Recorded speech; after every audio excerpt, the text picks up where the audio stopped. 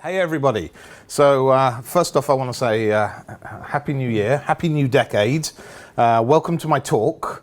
So I'm Giles and this is the first part, as it says, part one of a series all about the challenges stopping genuine Agile. So this is a bit about me. I'm in my 26th year of working. And I'm a CTO for a brand at the Digital Ventures company, and it's great. I actually have two of my colleagues here tonight as well. I'm in my third week, and I've actually taken off the entirety of the third week, as Matthew said, to do my CDAI course, which has been great fun. I am passionate about agile ways of working, getting organizations to work the best way they can, removing friction. So tonight's talk stems from my experiences, the successes and failures, implementing Agile and Agile at scale with my last couple of companies, but also about how I'm working with my colleagues as we approach Agile at the new company.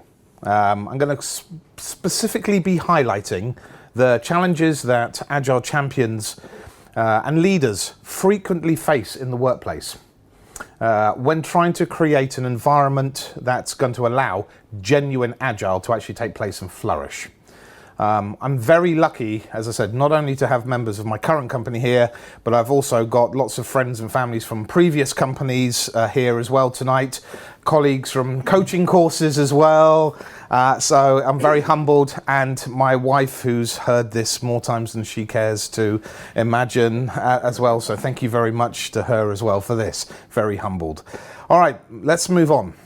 The purpose of this talk tonight is to get us all to think about what we're doing in our organization or organizations, whether it's genuine Agile, or whether it is simply Agile theatre. Should everything be about Agile, or should it be only part of the whole picture? What must we do to make genuine Agile succeed within our organizations? And why do so many challenges still exist when the manifesto is nearly 20 years old? So my question tonight: does genuine Agile still exist in 2020? And if not, what do you, the audience, the Agile leaders, coaches and champions that are here tonight, think is stopping it?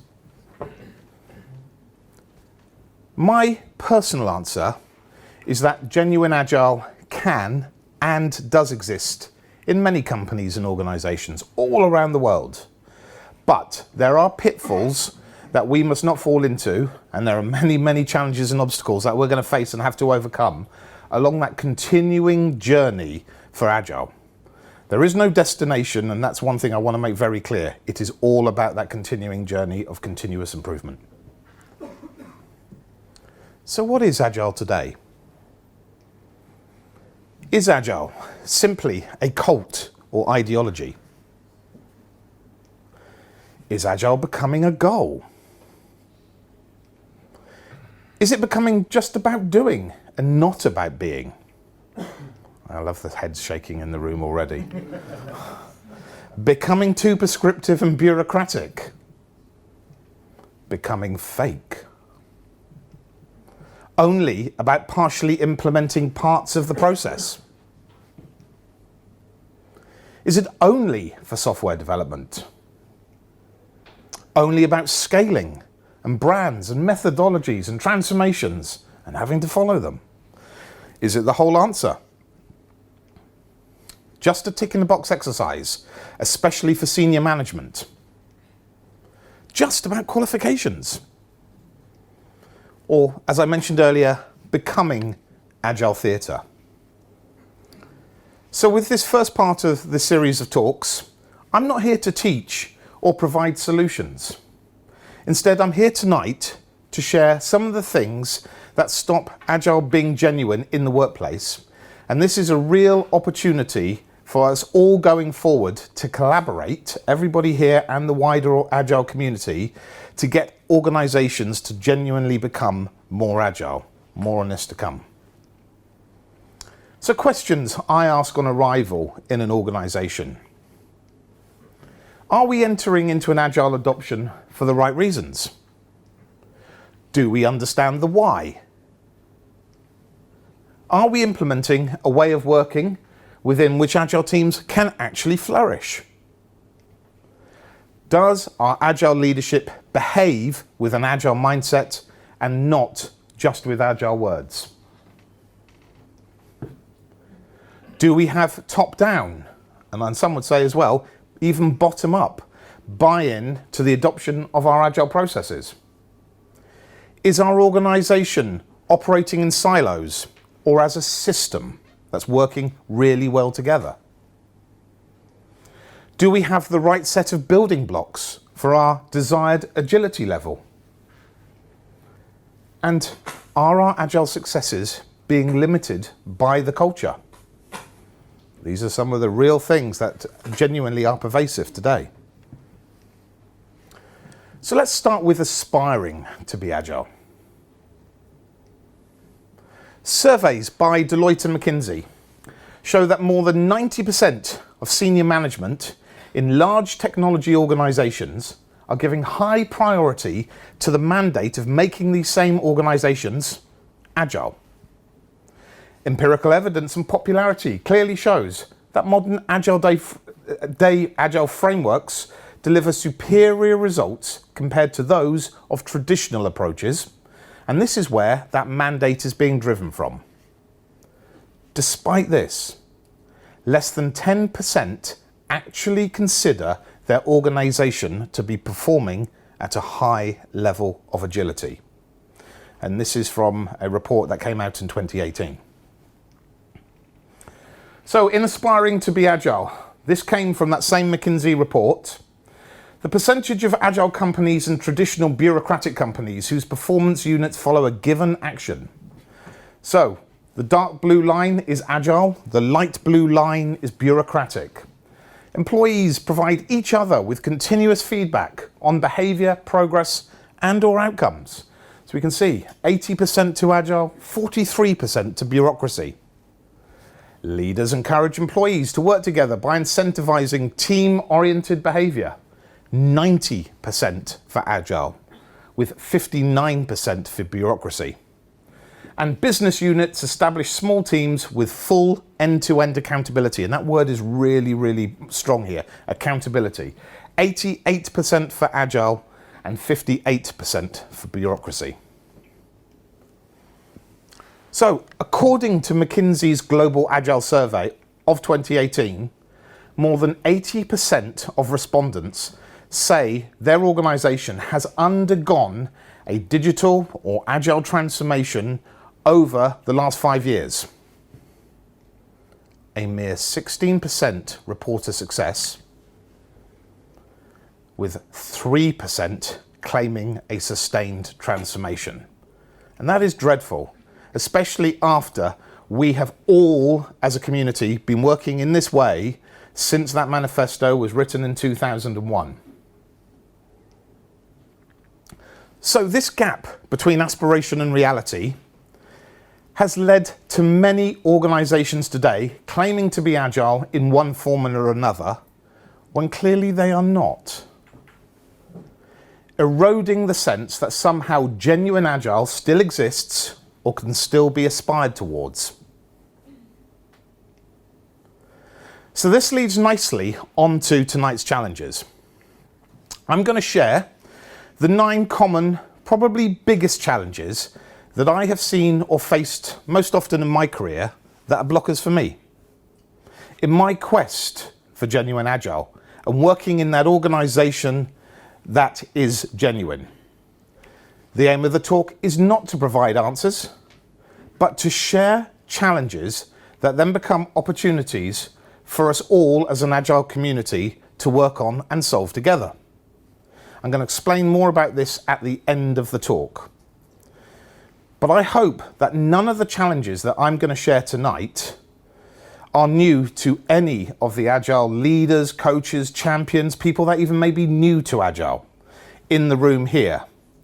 but I bet you a lot of you have suffered from what I'm about to share.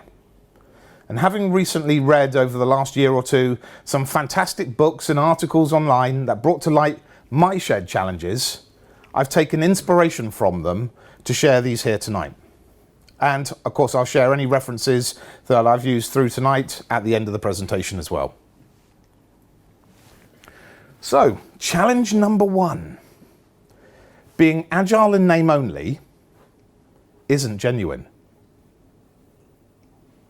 The term agile is often applied to organizations or parts of that have no substantive claim to any kind of agility whatsoever.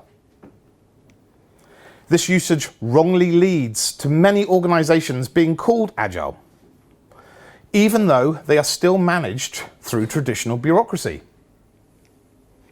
This over-eagerness to self-identify as agile has created fake agile among organizations that misunderstand or simply choose to ignore the true application of agility. To understand whether an organization is agile, you have to look beyond what they are saying, especially within any management structures, and look at how they are operating. Some of the most successful organizations that have implemented an agile way of working don't even use the standard terminology of agile, or even worry about calling themselves agile at all. This is also known as agile without the label. And their agility is the important reason why they have become the most successful organizations in the world. Agile in name only also applies to those organizations that are only implementing parts of the agile processes, but without the agile mindset. And more on this later. To avoid uncomfortable scrutiny, organizations may cover themselves in agile camouflage, borrowing the ceremonies and vernacular of agile methods and frameworks without fundamentally changing their underlying work habits. And ultimately, these organizations are simply doing agile without truly being agile.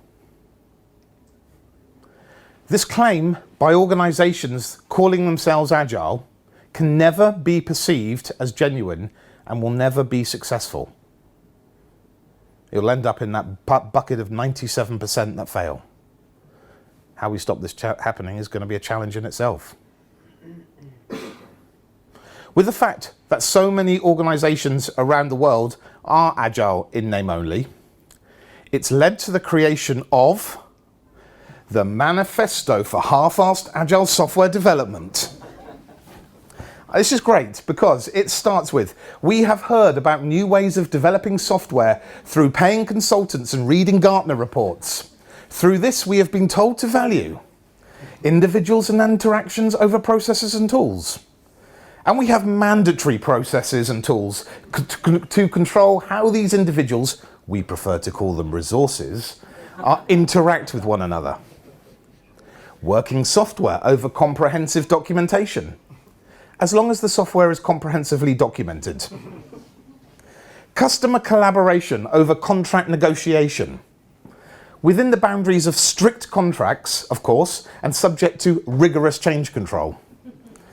And then responding to change over following a plan, provided a detailed plan is in place to respond to the change and it is followed precisely. That is, while the items on the left sound nice, in theory, we're an enterprise company and there's no way we're letting go of the items on the right. Challenge number 2. Adopting Agile for software only, you can see where this is going, isn't genuine. The Agile Manifesto and the corresponding principles was originally written for the context of software development, and it was intended to address issues that software development teams faced in the late 1990s and early 2000s. The fact that the wording of the Agile Manifesto is limited to software development really is less than adequate as a definition for business agility in 2020. meaning that there is still a need for the Agile Manifesto to evolve. When Agile processes are introduced to software teams in traditionally managed organizations, they inevitably run into conflict with other parts of that business that are less flexible to change. Because the most widely shared definition of Agile is all about software development, senior management often become confused asking, isn't Agile just for software only? And too often, the leaders of an organization undergoing an Agile transformation think all that's involved is the software teams learning something new, a new framework. I've had to take many senior managers on Agile introduction courses in my career to get them to start understanding what it's all about. Therefore, understanding the Agile mindset, manifesting Agile values at all business levels, i.e. being Agile, is critical to building that truly Agile organization. In arriving at that initial perception, what some organizations wrongly call Agile is often only a couple of pieces of the process cobbled together, maybe the sprint terminology for development purposes, and yet with no adoption across the rest of the organization. Intensifying the idea that Agile is simply the coding part, which doesn't require any elements, departments, actors involved with the overall process.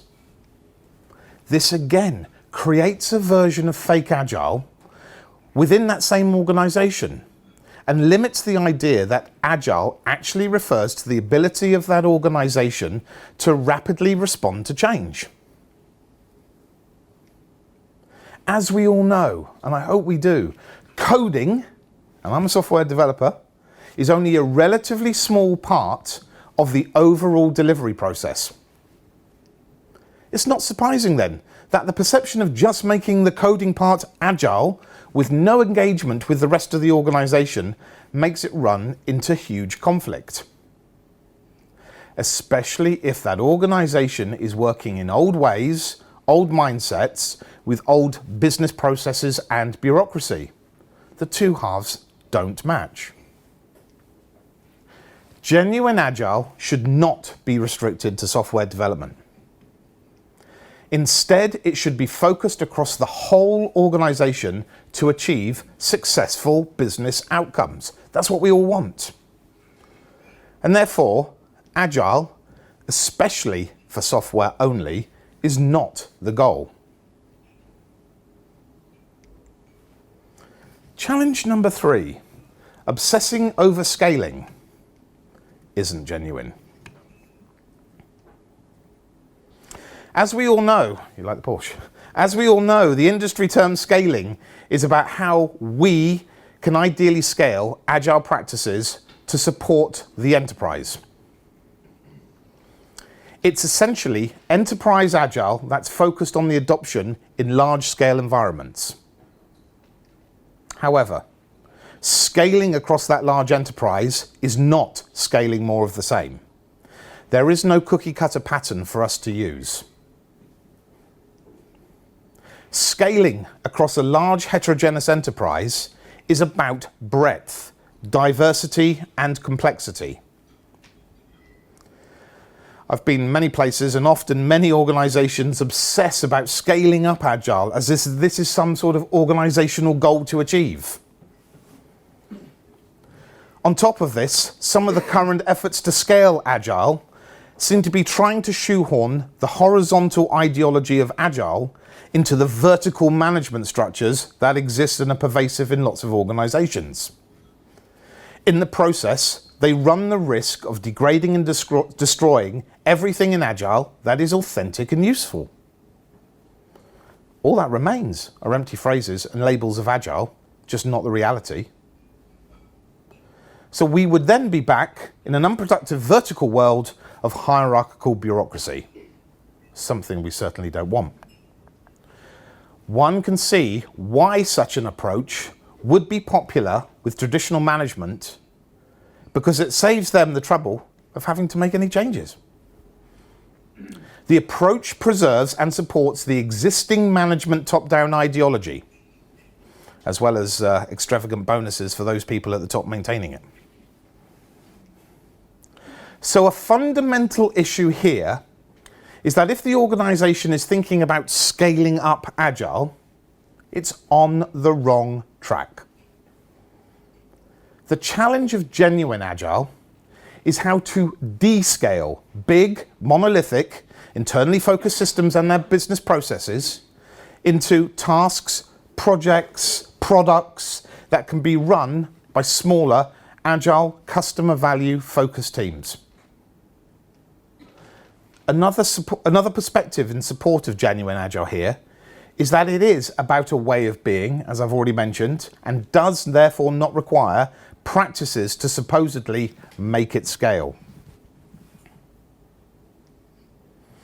As such, there is no safe journey when scaling. Ultimately, scaling Agile means developing organizational agility by looking for opportunities to change the organization design, changing the skills required to deliver successfully, and also changing the behaviors of those working within the teams. Scaling Agile within top-down control organizations only reinforces organizational silos and keeps that same organization stuck in the past. I personally have seen recently at a previous organization, they subscribe to the belief with senior management in the guise of product management, not you, Thomas, who had little agile guidance, reattempting, if there's such a word, to scale Agile when it was already happening. Bizarre. By copying and pasting Agile teams and structures in a cookie cutter pattern, rather than having the right teams aligned to the right value streams, delivering true customer value. As I said earlier, it's not about scaling more of the same. And recently-ish, John Smart wrote a blog post titled, "Want to scale Agile? Don't. Descale the work first, achieve big through small." Challenge number 4, submitting to the command and control gang, isn't genuine. What's annoying about Agile to control-minded management at any level in an organization is that it recognizes a very big problem lies in control itself, especially when this gang worships at the altar of conformance. Reconciling Agile execution and innovation lies in giving greater freedom to those doing the work, being able to exercise their talents and creativity within the organization, but doing so in short cycles, so they themselves can see whether they are making progress or not. Even worse for hierarchical bureaucracy, Agile thrives on transparency. One of the dirty, not-so-little secrets of traditional management is that control thrives on non-transparency, especially when they follow the ideology of controlism. So introducing genuine Agile means exposing all the non-transparent tricks that hierarchical managers play on their subordinates to maintain power. Is it any wonder then that Agile isn't naturally popular with the command and control gang, and as such will not succeed if they do not allow genuine Agile to flourish within the organization? There have been many situations where an Agile transformation didn't deliver the expected improvements, or even failed and was stopped because of the involvement of this gang. Agile coaches have suggested ways to deal with organizations that have a command and control management style For example, by assessing if an organization is actually ready for Agile or not. If an organization genuinely wants Agile to succeed, then the hardest lesson for this command and control gang is learning to trust the Agile coaches, leaders, talented people within the teams, then recognizing when to get out of their way. Challenge number 5, fixating on brands isn't genuine. Within the Agile world, there's a sense of various Agile brands being promoted by companies, consultants, and trainers, of which there are over 40 and 70 Agile practices that can be clearly seen in the Agile landscape, version 10, that Christopher Webb created, I think, for Deloitte many years ago. These are all multiple variants of the same underlying idea of, drumroll please, Agile. These Agile brands and variants are attractive because they're sold as simplified solutions to difficult project and process management problems. As such, any emphasis on any particular variant of Agile as the answer for this, and the insistence on using those particular branded labels, processes, and terminologies tends to take away from the principle of Agile as essentially a different way of working, not simply the products of a particular company, brand, consultancy, training organization. These multiple forms of branded Agile are at times confusing and can lead to the impression that Agile itself is confused, which creates further friction for senior management. If we don't understand it, they certainly won't. Branded Agile variants include many that are genuine, but some that are fake, because they don't truly uphold the core principles of Agile. A major caveat here, and one that I and colleagues that I can spot around the room have learned the hard way from: beware of companies and consultants and trainers who insist that their branded version of Agile is the one and only true way, which will not allow genuine Agile to flourish and evolve whatsoever in any organization, regardless of how it is implemented. Challenge number 6, replicating a way of working isn't genuine. Who'd have thought? Many companies today are now aspiring to create their own internal Agile approaches based on their existing ones. And the leaders of mainstream Agile approaches, for example, disciplined Agile, are openly advocating that this evolution is what all companies should aspire towards. Move away from saying an organization is following a branded Agile framework towards an understanding that Agile is a different way of running an organization with its own unique way of working. The leaders at DA recommend you do not aspire to be Spotify, but rather be like Spotify in creating your own way of working. Start with a basic Agile method, the recipe, then spice it up with the help of proven strategies, toolkits, experience from the Agile coaches and leaders you have, the ingredients. Become your own Spotify, not somebody else's. It's a very good idea. In fact, it's a great idea to learn from others, to get inspiration, but not to copy. You can and always should do better than copying someone else's solution or methodology in creating your own way of working. Teams and organizations within the companies need to take ownership of their Agile processes, not buy one or implement something generic or majorly mainstream, that will not work for the organization as a whole and cannot be thought of genuine ever.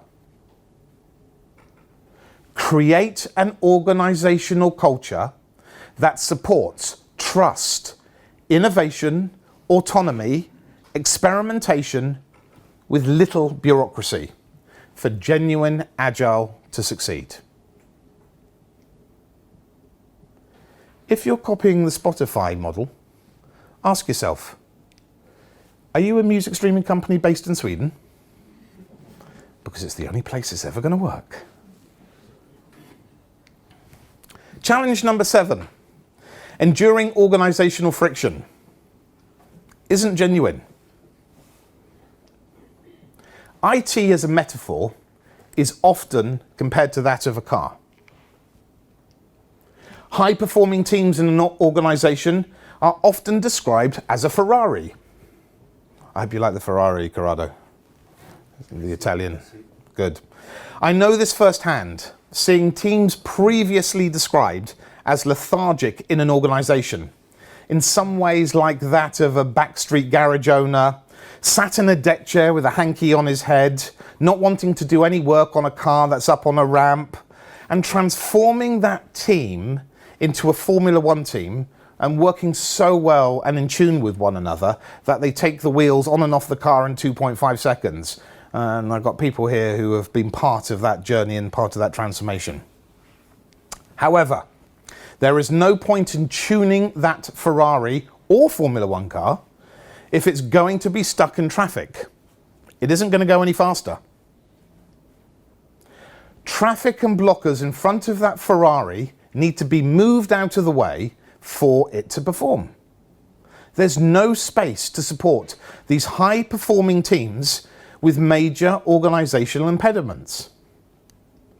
Your way of working should aim to resolve this friction rather than simply enduring it, allowing teams to deliver the best they can by working with and coaching those other departments within the organization that need to understand this new way of working.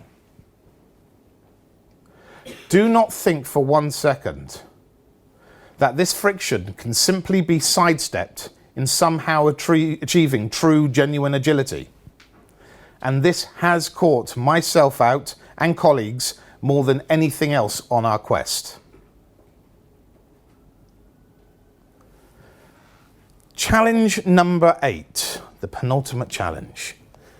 Accepting bureaucratic, and I added the word recently, senior leadership, isn't genuine. And I love this quote, something that I actually follow, and it reminds me to say, stay sort of planted and rooted.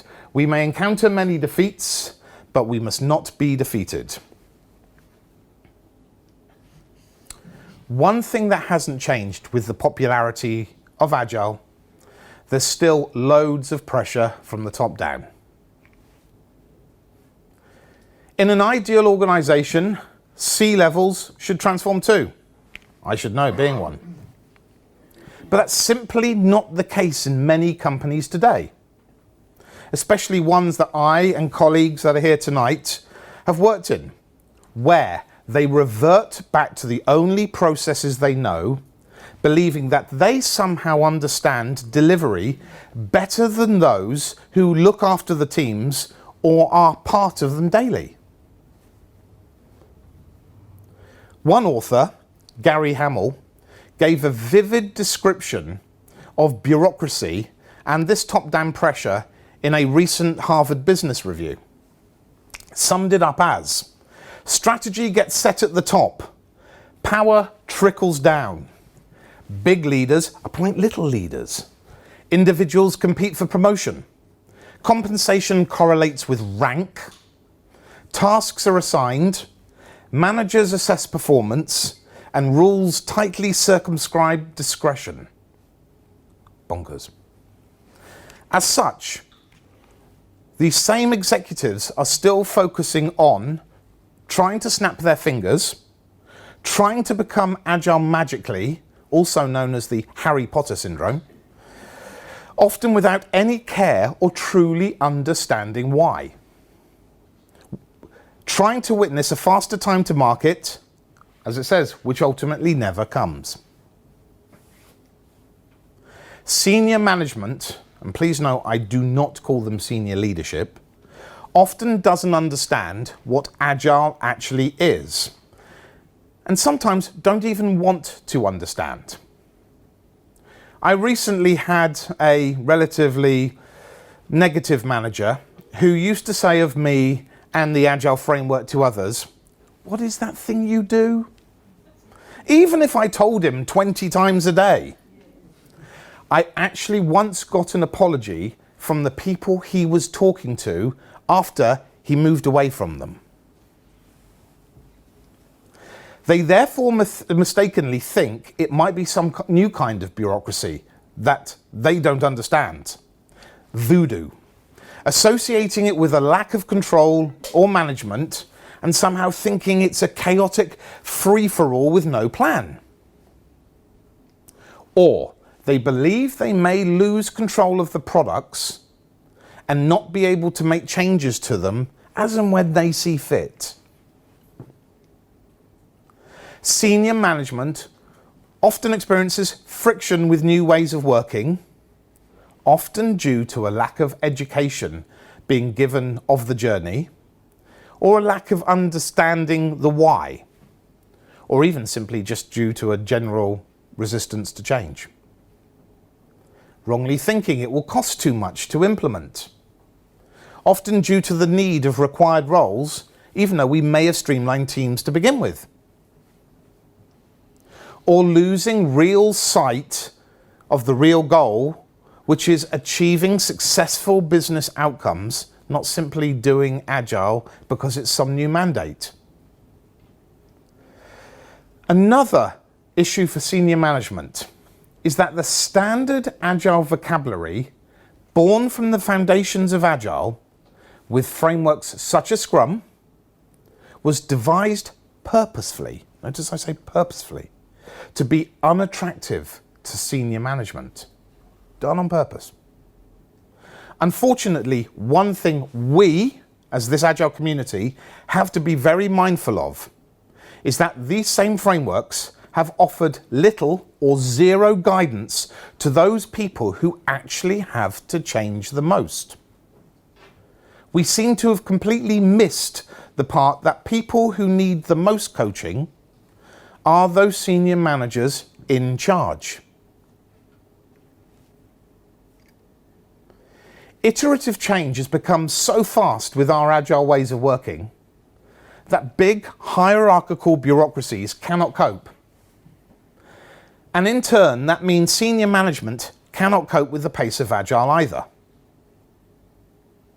Sending commands up and down the management ladder is simply too slow and cumbersome and causes even further friction if not managed properly by the Agile leaders and coaches. The voice of the customer is often lost in the battles up and down this same management ladder.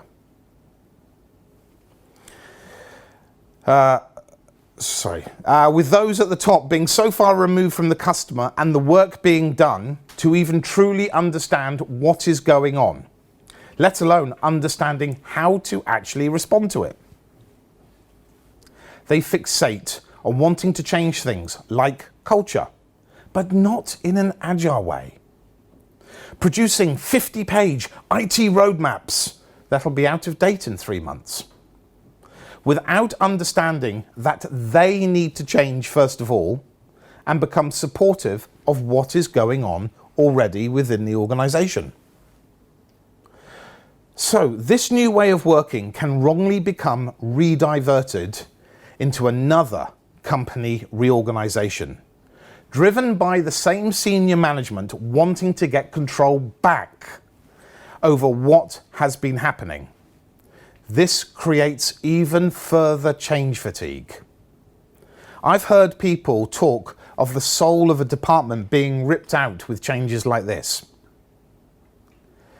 This invariably leads to a way of organizing a woo, rather than a way of working, a wow, and will create even further friction within a genuine Agile adoption and make it far less likely to succeed. I think this is pretty much sums it up.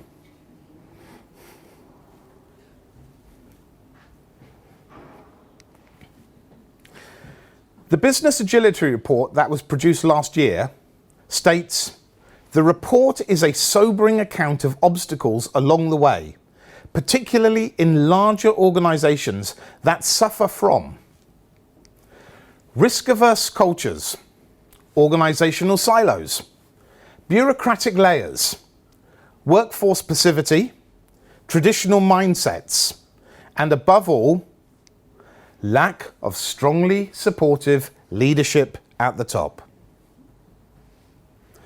The hard truth today is that Agile and traditional management still don't get on. And we all need to work harder as an Agile community to change this. In repeated polls of people working in many different organizations with many different Agile ways of working, somewhere between 70 to 90% reported tension between the way the Agile teams run and the way the rest of the organization is run. Less than 10% reported no tension.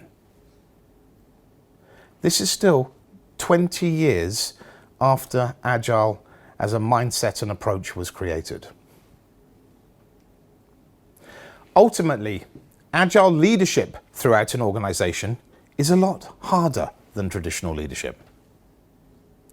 If you're doing it right, you care a whole lot more. And often these Agile leaders and coaches are the filter between harsh top-level objectives and truly trying to motivate teams, making a difference and enabling delivery.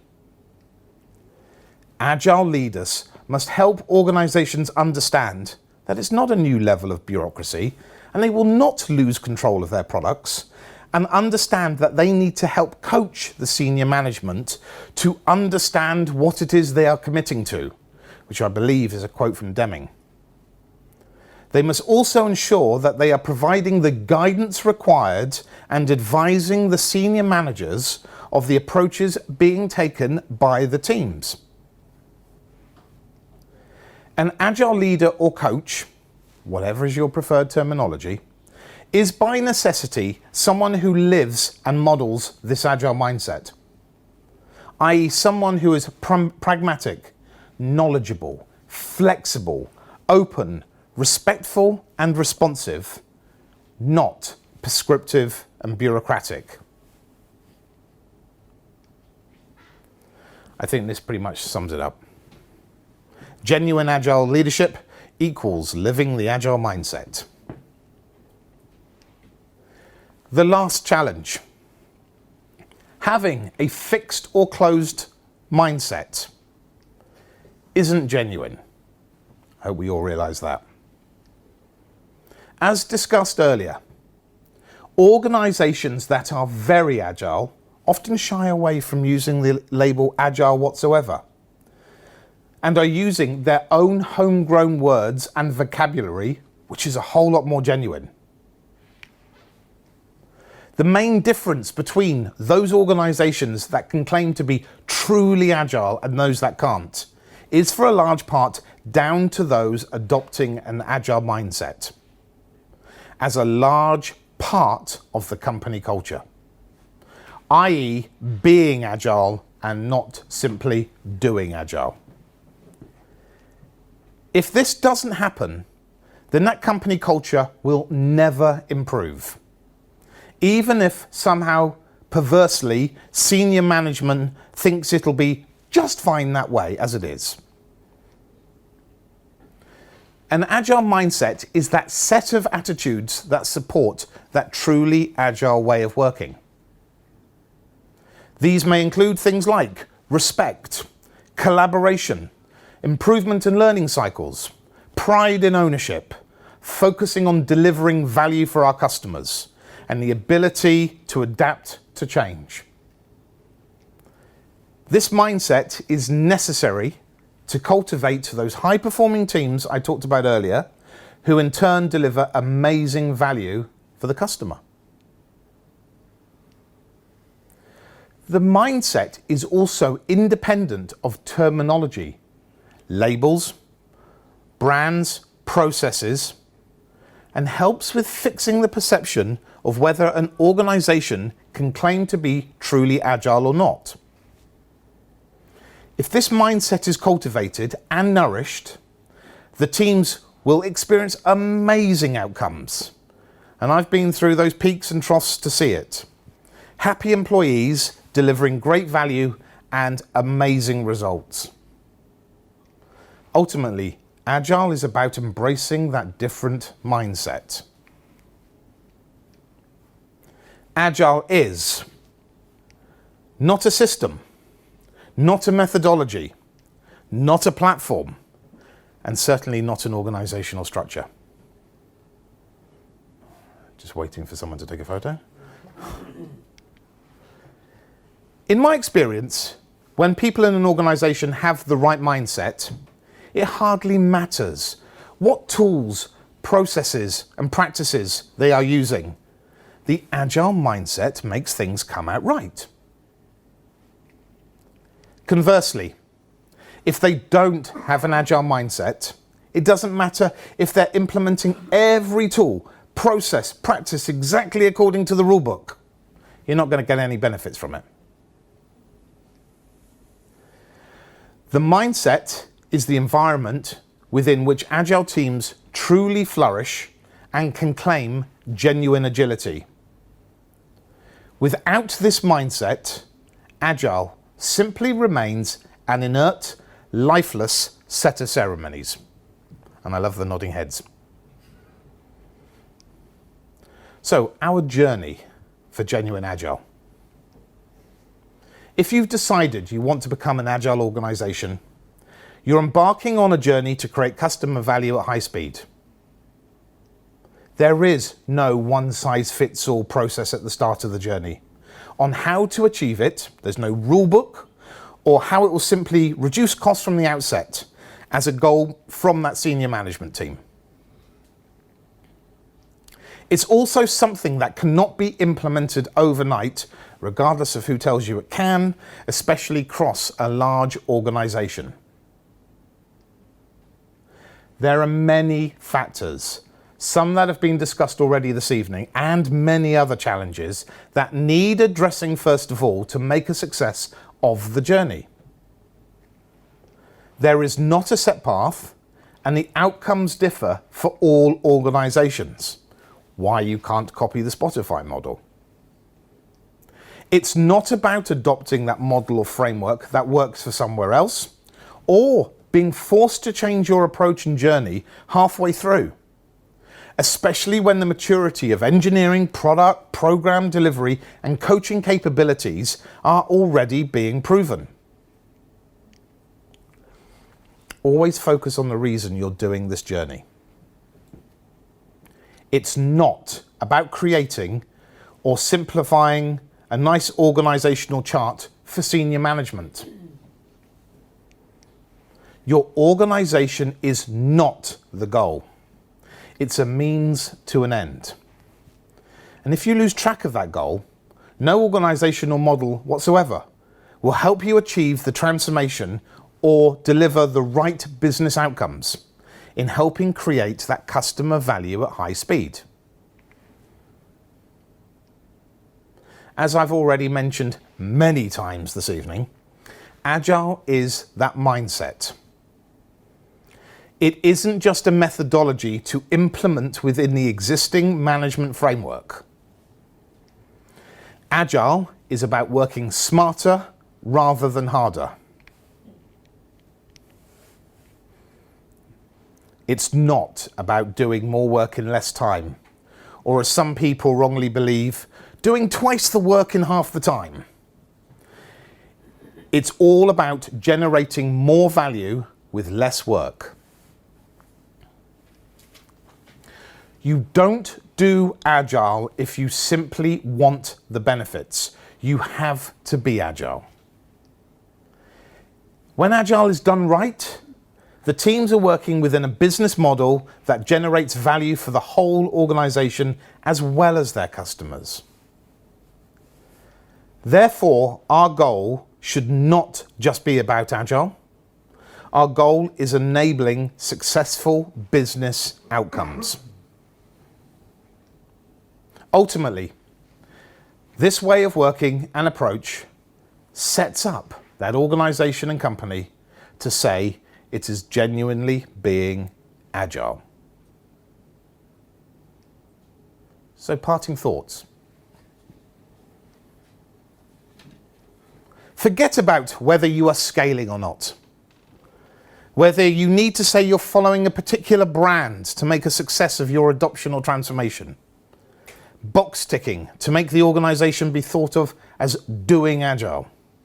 Satisfying incorrect management control or bureaucracy. Think about the outcomes why you are doing it. Evolving your agile approach to fit your organization, not trying to screw your organization into an agile approach.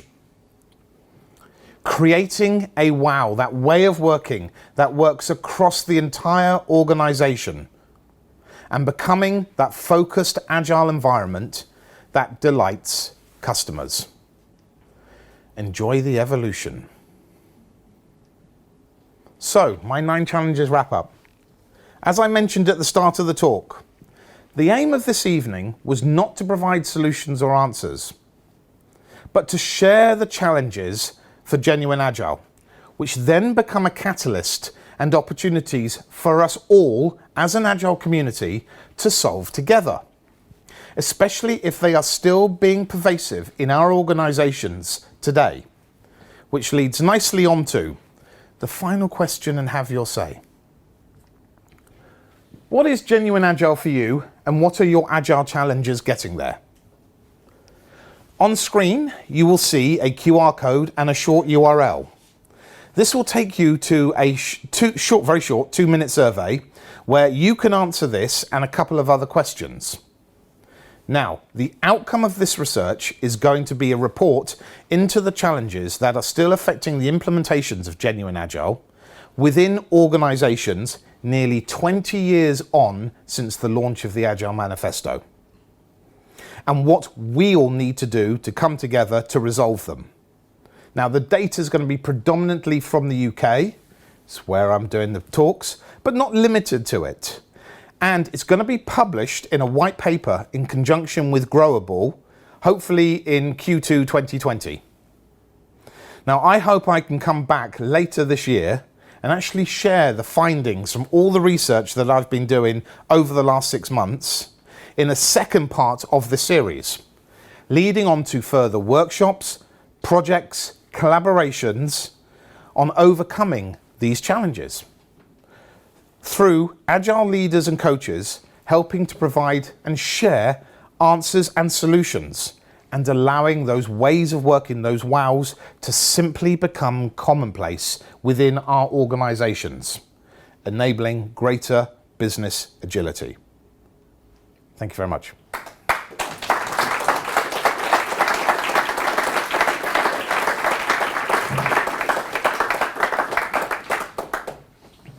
Thank you very much, Giles. Thank you. Now, usually at this point, lots of questions. Now, we're an Agile community. I'm an Agile coach. I don't provide answers. It's my cop-out. So what's great is, if there are people with questions here tonight, I'm happy to try and answer, but I would actually like audience participation as well. And I know Gary, I think, has another microphone at the back to give, especially if people want to help provide answers to those asking the questions. I certainly do not want to be the lone voice here in the room tonight. So I'm Paul, by the way. Hi, Paul. I've got no answers, much like yourself, but I've got an observation, and one of the observations was around the talk, and why didn't you drop the mic at the end? Really, because I mean, I really should have done, shouldn't I? Yeah, really on the carpet, obviously not on the hard floor. You know, that talk we should get it on USBs and get it in our leadership's ears. you know, and just play it repeat, just keep hammering it into them because, you know, you've literally, you know, summarised my last 4 years of my life. That's it. It's been pretty much 10, 15 years of my life. Yeah. So, and all the pain I've felt all the way along. And as I said, I've got people here who I know have the same wounds as I do because they've been on that journey with me. So the aggression was palpable. Good, thank you.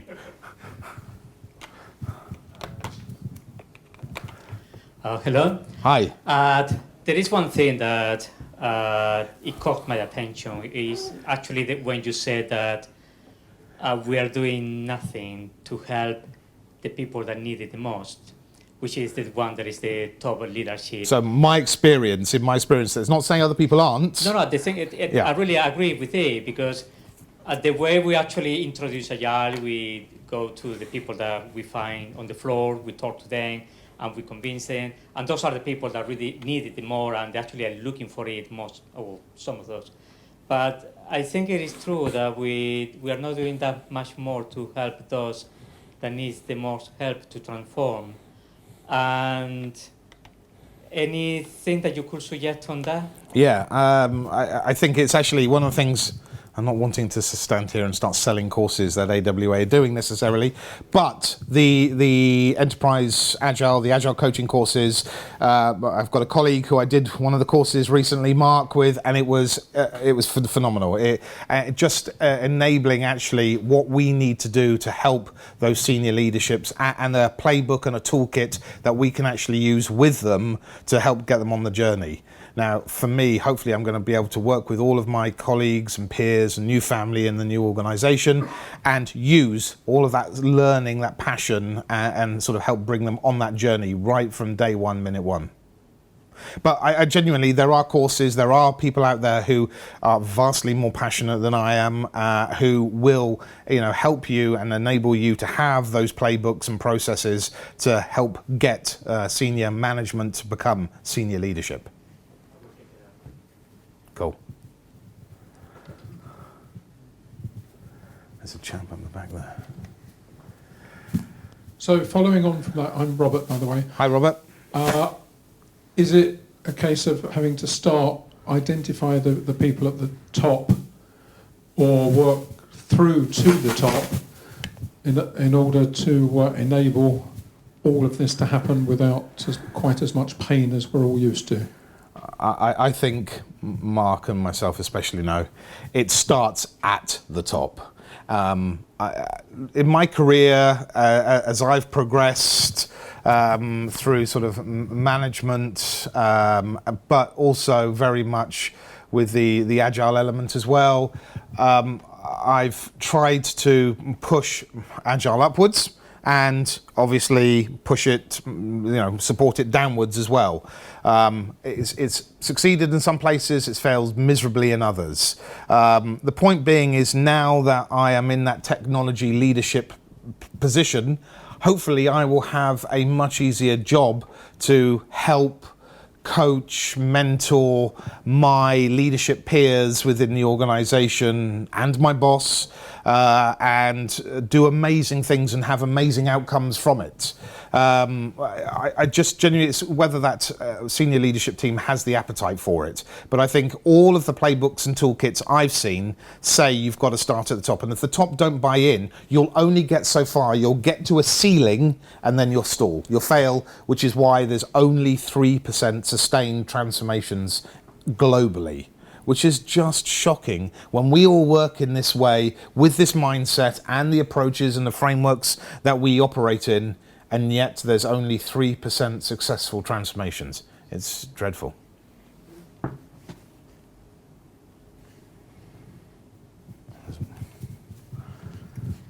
Hi there, hi, I'm Ian. Hi, Ian. Hi, thanks for the talk, really thought-provoking. Thank you. I'm curious about your point about there being tension between the business and the technology teams.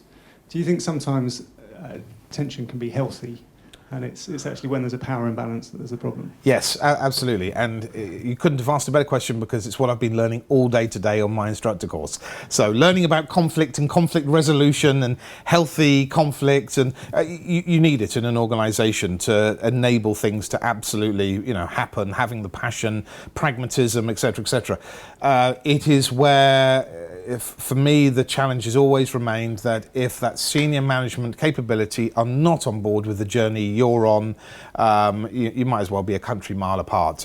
You'll just hit at some point a point of failure, a point of resistance, and they will go back to that way of organising, that woo rather than the wow that we're all looking for within the organisation.